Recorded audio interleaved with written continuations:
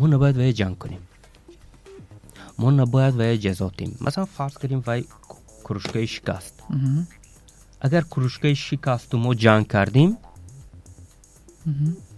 کروشگاه شکست ما جنگ کردیم، بعد مثلا یه روز دیگر یک کار خطا کرد، مثلا میلیون بار خطا میکند و ما باید میلیون بار خطا کنیم اما از خطاگی ما آموزیم. مثلا این خطای کرد، جنگ کردیم. سیوم خطای کرد، جنگ کردیم. چهارم خطای، یعنی وای میدوند که وقتی که وای خطا میکند ما جنگ میکنیم و هیچ وقت اگر یکم خطا کند، یکم مشکل به دوچار شد، پیشی ما نمیبید. بله.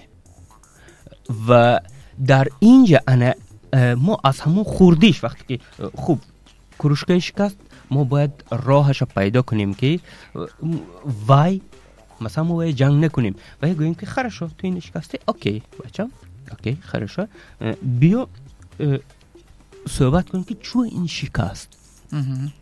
و ما اطراف این کروشگاه شکستن همیشه صحبت کنیم که وای مثلا وقتی که کروشگاه شکست حتما خجالت میکشد.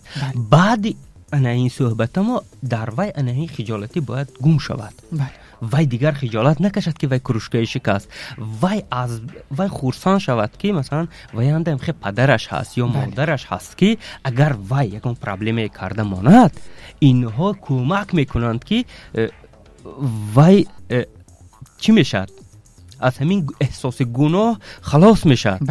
و همین خیلی هر خطاگی که وای میکند ما باید تلاش کنیم که خطاگیش صحبت کنیم و کار به اونجا رسونیم که از اون خطاگی وای احساس گناه نکند. و بعد وقتی که مثلا کلان میشه، 12 سال میشه، 14 سال میشه یا کلانتر میشه، وقتی که وای با قطی جوره هاش در کوچه ها یکم مشکلی کلانتر میکند، وای انیق میداند که کجا بیاد.